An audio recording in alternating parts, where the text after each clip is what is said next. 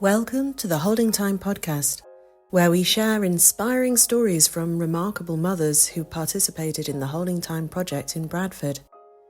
Each episode, we explore their unique breastfeeding stories, the highs, the lows, the challenges and the triumphs. Whether you're expecting, a new parent, or simply curious, we invite you to hear from these resilient warrior women as they share their experiences. Find out more at holdingtime.org. I have got 3 children, and I've got a 10-year-old, an 8-year-old, and a 6-year-old. That was quite a handful. It's a handful. And you work at Woman's Zone, how many days a week? Currently, I work 25 hours around the school timings. So I drop my kids off and then pick them up as well. And how did you come to be at Woman's Zone? What brought you? I was a qualified science teacher for over 10 years, working in schools in Bradford, working full time. And after my second daughter, I needed part-time just because of the kids.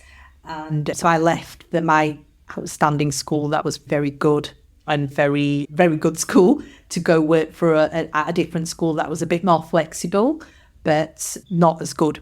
Oh, it's a shame your school couldn't give you that flexibility. It was, if they gave it to one person, they'd have to give it to everybody. And it came like a blanket ban kind of thing. But I think in the end, it was high pressure. I taught a lot of A-level. So I had, when you have young kids, you have to have flexibility because they're always ill. And especially when they'd been in nursery since they were babies. So they were always ill. And it got to the stage where I was having to take lots of days off, and I'd have these girls that were doing A-level biology wanting to become doctors and dentists, and it wasn't fair on them and it wasn't fair on my children. So I did give up, and I went to a not very nice school, and then I had my son, and then I gave up teaching altogether. But would you consider going back to it? Or I never do you like what you do now? But I do really enjoy what I do now, especially with the way that how supportive Women's Zone have been, just because so my current job, they created for me when my project, because I was employed to run a genetics project in Bradford. Right. Was that to do with Born in Bradford? It wasn't. It was with reducing inequalities in communities. So it's helping families that have got genetic conditions, understand their conditions and understand what's causing conditions, and helping with the myths and talking to professionals about how to talk to families. So it's like a liaison between families and professionals. That project has done amazingly well, but it's gone in the NHS. And I just don't want to go to the NHS just because of my kids. And so Women's Zone created another job for me. What do you do here then? So I am now the operationals manager. So I'm in charge of all the projects at Women's Zone and helping Women's Zone grow. Well, wow.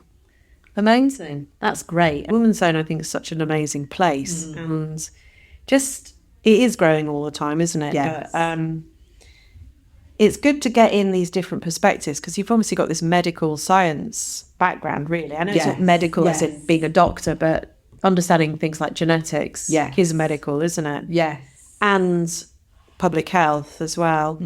This project is public health. It is public health. It's the money for it comes via the NHS from public health, because obviously breastfeeding is so important for child development. Yes. But no more so than for preemies, for preterm babies.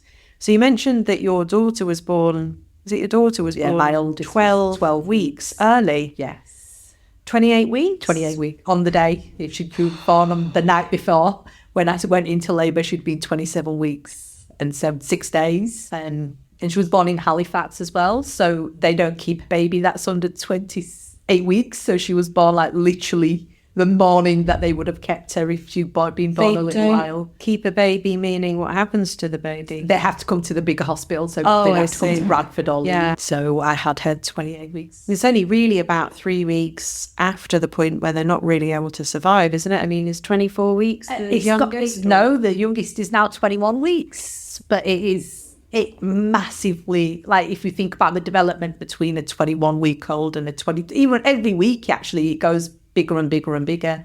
Like they said, 32 weeks is normally okay when the lungs have developed to the stage where the baby doesn't need oxygen. And and 28 weeks is a big jump from there to there, especially when it was my first and I wasn't expecting it. I'd gone to work like normal, shouted at lots of kids, just went into labour. Went into labour, and it was just very unexpected.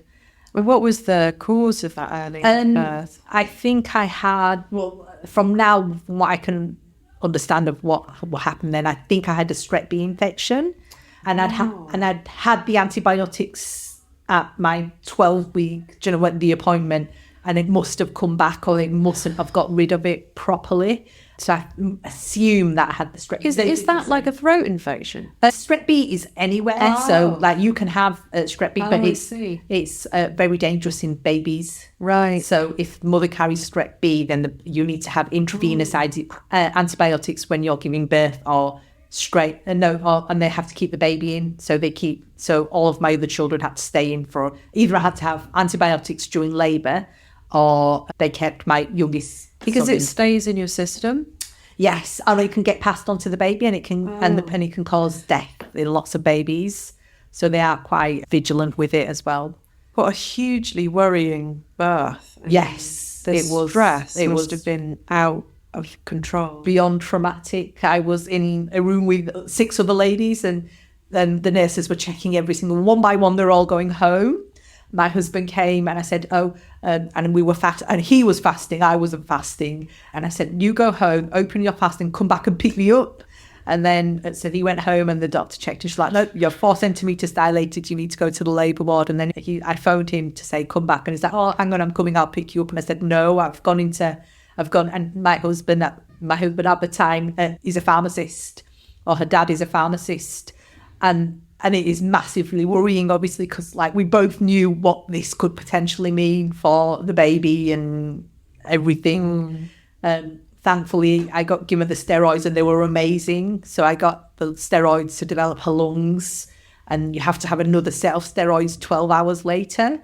But like I needed to push at that point, and so I just broke down and I said, look, I need the steroids. So they gave me the steroids after 10 hours.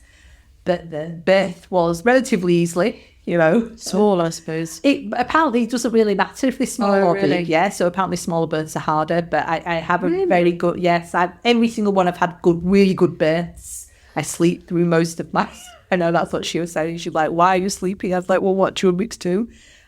So I sleep through a lot of my labour pains. I've got a very high pain threshold by that point, because all throughout my pregnancies I have Symphysis Pubis Dysfunction, so where my hips no longer like each other, or any other muscle in my body, painful. And it is horrendously painful. I think with my oldest, I had acupuncture, I had all sorts. With my second and third, I was on crutches through most of my pregnancies.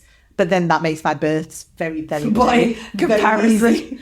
Yes, because my muscles are very relaxed, so my births have been really easy. But I think with my oldest, because she was in an incubator, she was on the ventilator, she was in an incubator, and there was nothing that I could do for her.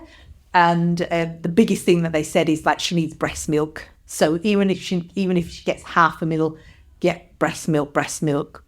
So that became a mission for me. I had to make sure that I gave her breast milk.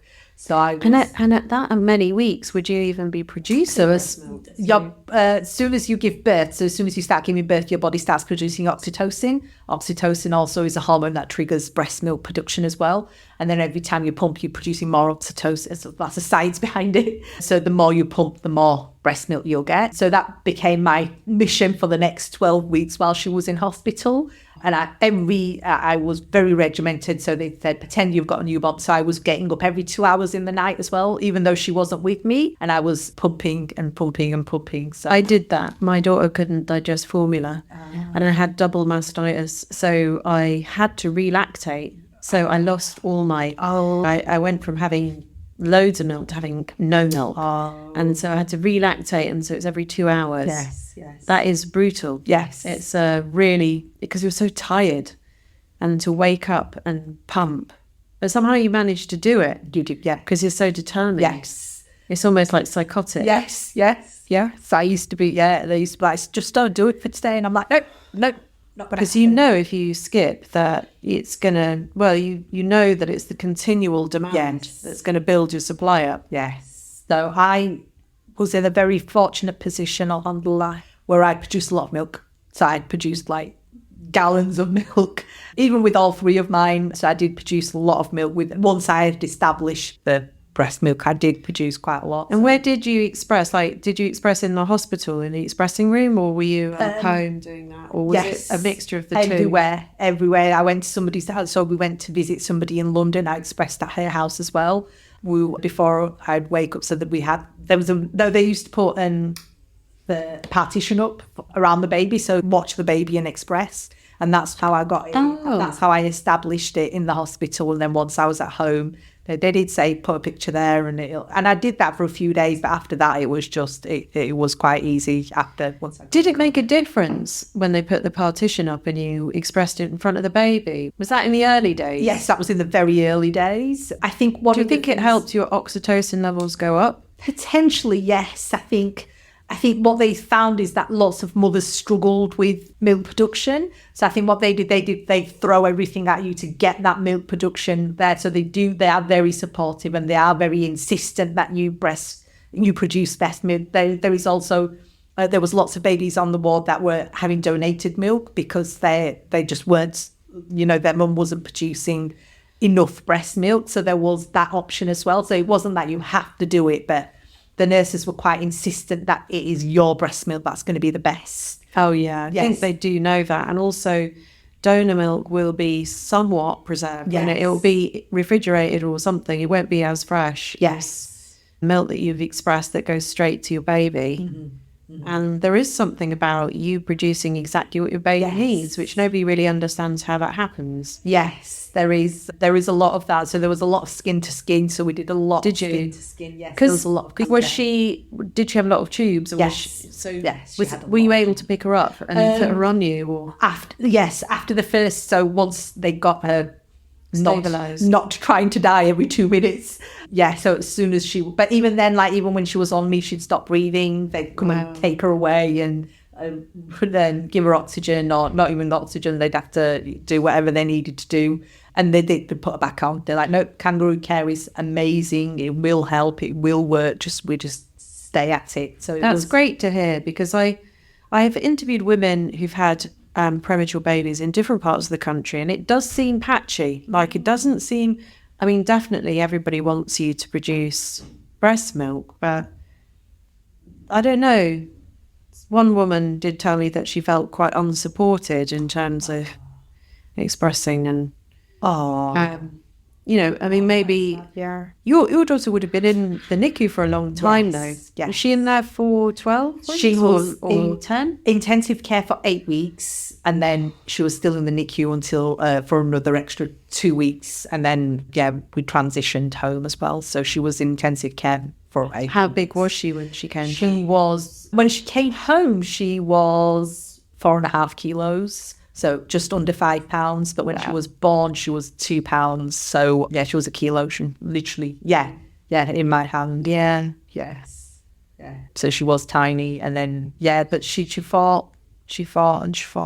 They're survivors, aren't they? And does she have any long-standing conditions as a result? No, nothing. And would you? You said that some of the mothers that were in there with you weren't expressing enough milk. Would you stay in touch with those parents, or have any?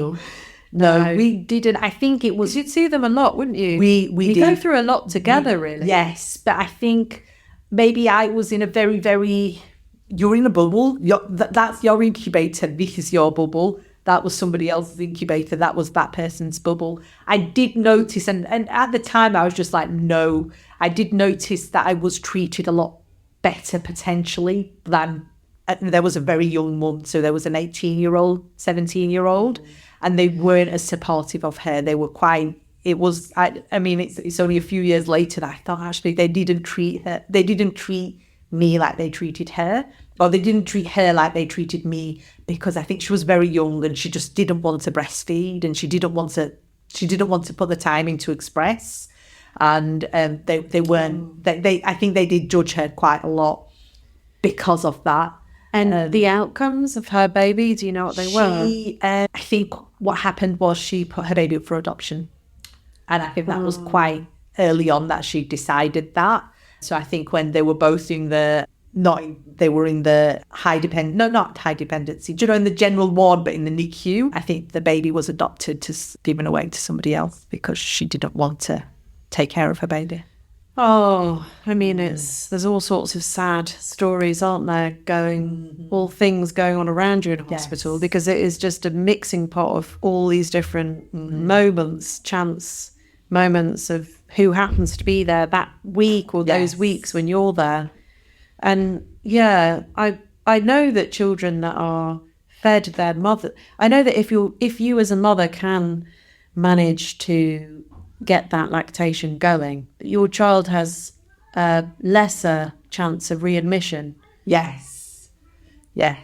And I think it was establishing it. Once these routines were established, I mean, she never latched on ever. We did try. Oh, didn't just for the fun of it. No, she never had the strength, maybe, in her mouth. No, because they said if you start, that she will develop the strength. But I think by that point, I was producing a lot of milk because my body was thinking that this is a 12-week-old normal baby, and so I was producing a lot of milk, and it was just too much for her. She is the equivalent of five-pound newborn. Yes, she was the equivalent trying to drink the milk of a 12-week-old baby. Yes. So she struggled with that as well. So we did in the end, and she had reflux as well. So she had quite severe reflux at that time. So they just said she needs to have it thickened. So I'd have to express, and we'd have to put thickener in, and then she'd have to have that.